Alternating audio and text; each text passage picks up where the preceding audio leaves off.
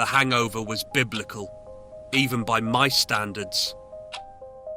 London's autumn rain drummed against my flat's windows, each drop feeling like a tiny sledgehammer to my skull. I fumbled for my cigarettes, finding the pack practically empty except for one cig half crushed. Bloody typical. That's when I noticed it. The numbers scratched into my forearm. 1022. Not a phone number or an address. Either it's a Bible verse or a time. The skin around them was red and raised, like a fresh tattoo. But I knew better. Someone, or something, had left me a message. The sound of footsteps in my supposedly empty flat snapped me out of my contemplation. Too heavy for rats, too deliberate for a burglar. I reached for the brass knuckles I keep by the sink, blessed by a rather unorthodox priest in Belfast, and stepped into the hallway. "Whoever's there," I called out, "I should warn you, I'm a right bastard before my morning smoke." A laugh echoed from my living room.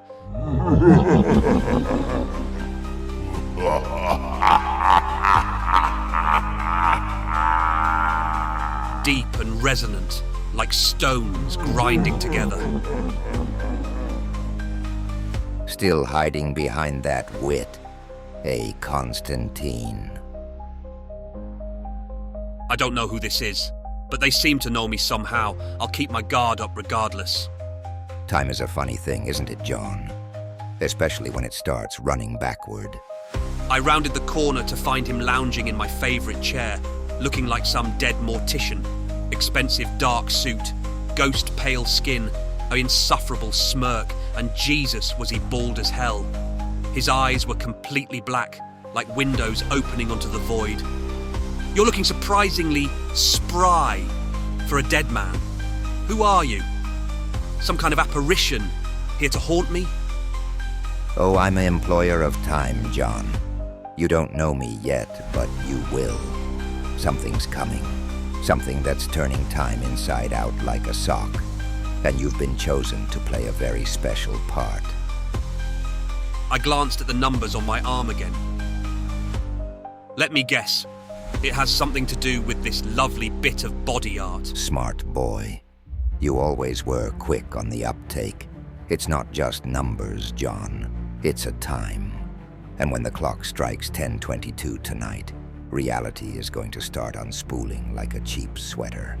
Unless I stop it, am I right? Why is it always me?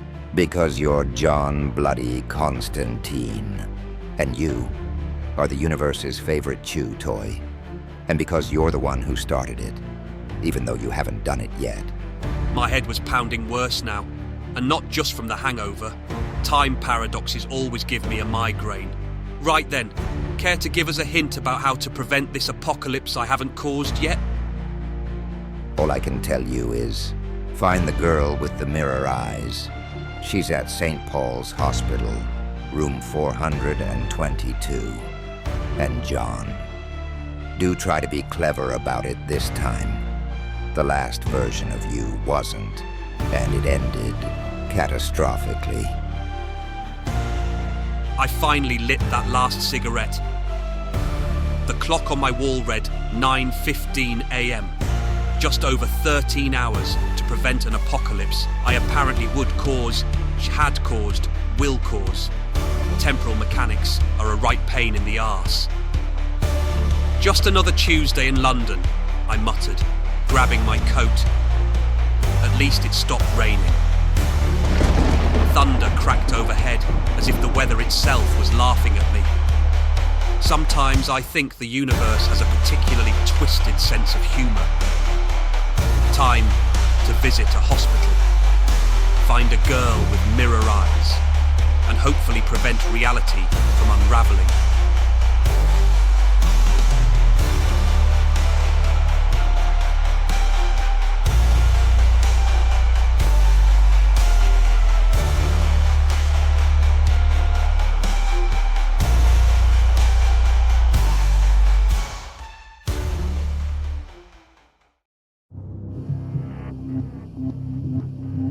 St. Paul's Hospital reeked of antiseptic and despair, a smell I'm far too familiar with.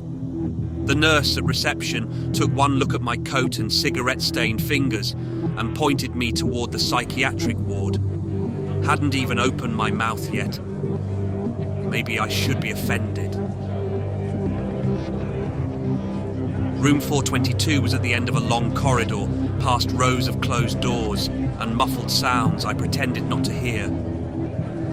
The number on my arm had started to burn, like someone was tracing the digits with a hot needle.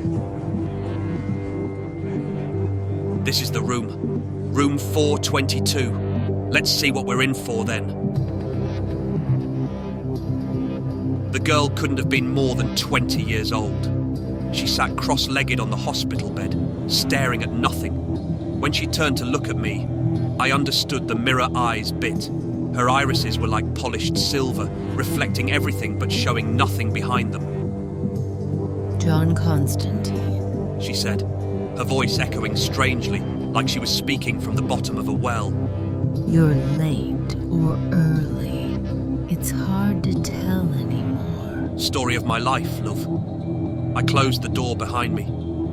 Do you mind telling me why reality's about to go haywire? She smiled and it was wrong.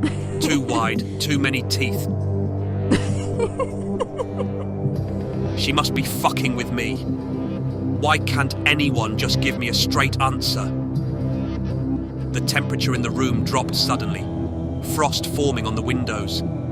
The girl's reflection appeared in each pane of glass, but they were moving independently, performing different actions like actors in separate plays.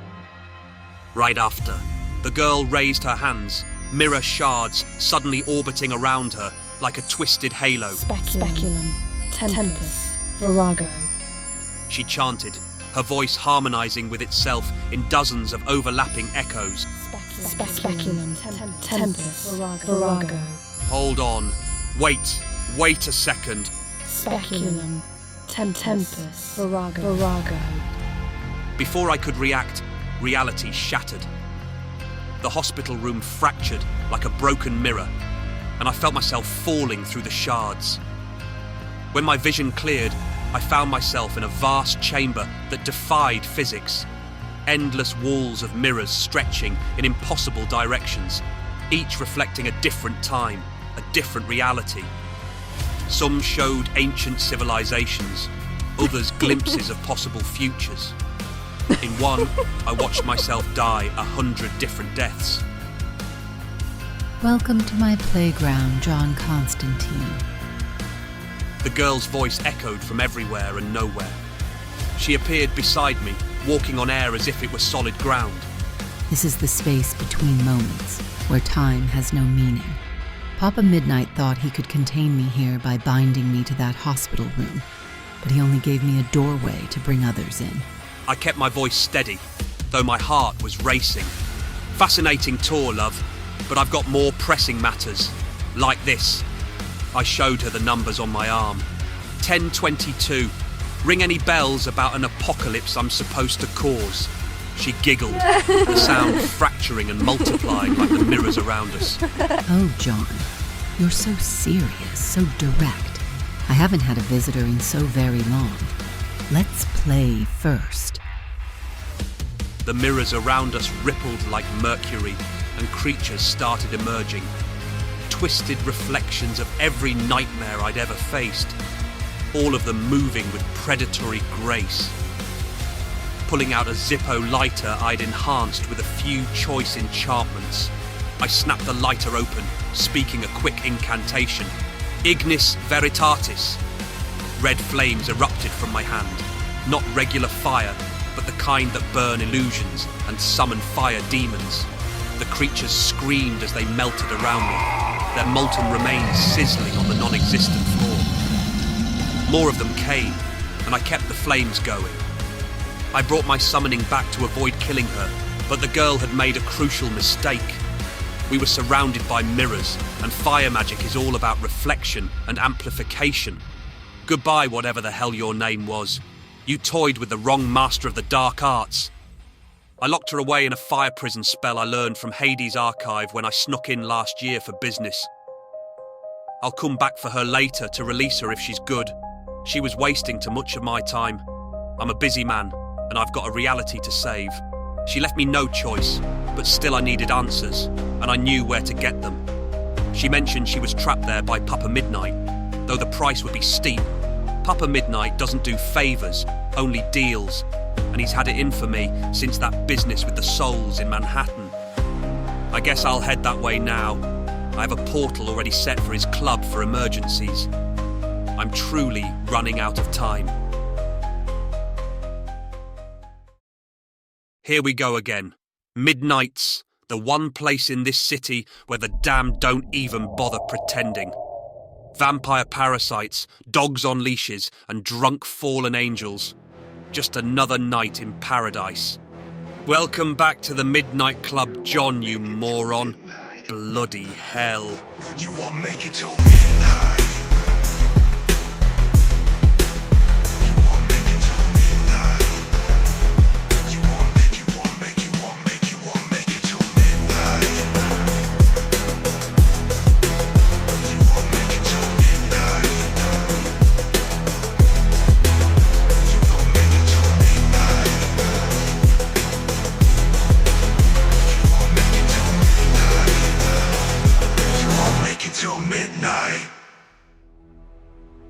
John Constantine, come to ask about the girl with the mirror eyes, about time itself unraveling, about how you're going to destroy everything trying to save someone who's already dead. I take it this isn't going to be a cheap conversation. Oh no, John, this is going to cost you dearly. But then again, can you afford not to know? Papa Midnight's stare remained fixed as he pulled out an ornate pocket watch, its face covered in symbols that hurt to look at directly. Your little encounter with my mirror-bound friend has cost you precious time, John. It's now 8:47 p.m. Time, as they say, is running out. Didn't know you were in the business of imprisoning young women in dimensional mirrors, I said, lighting my cigarette with slightly shaking hands. The fight in the mirror dimension had taken more out of me than I'd like to admit. That girl is far older than both of us combined, Constantine.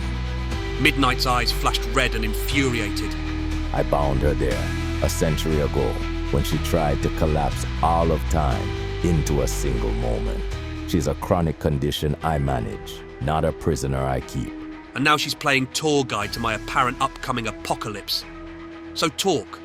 What's the price for knowing what's coming at 10:22? Not what, John, who, and the price. A gateway to hell, John. Your personal entrance fee.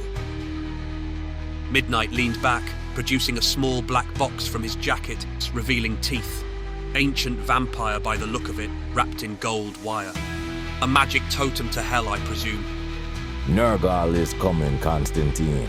That number on your arm is when he plans to unmake everything. He wants to make a world where you never existed. Nurgle, the demon lord I sent back to the pits of hell years ago. I should have incinerated him when I had the chance. So what's that asshole want with me this time? I thought I locked him away for good. It seems your infamous clone, Demon John, released Nergal from your prison and has been working together to collapse all of reality at 10:22. That's about as much as I know for sure. Demon John, I sure did forget about him. Bloody hell. My greatest hit of horrible ideas comes back to haunt me. The price of this information, I want Marie Laveau's grimoire, the original. Lucifer Morningstar keeps it in his private collection. And you want me to nick it while I'm down there? Brilliant plan. Except for the part where I get eviscerated. On your way then, John. Don't forget me book ya. I guess it's time for another trip back to hell. This is gonna hurt. Okay, so I just need to find my demon clone. I left in hell some time back. Figure out what he's got to do with Nurgle ending reality. Where the fuck he even is. Steal a grimoire book from Lucifer Morningstar's library. Without getting ripped in half by demons and kill Nergal before 10:22 p.m. Sounds easy enough.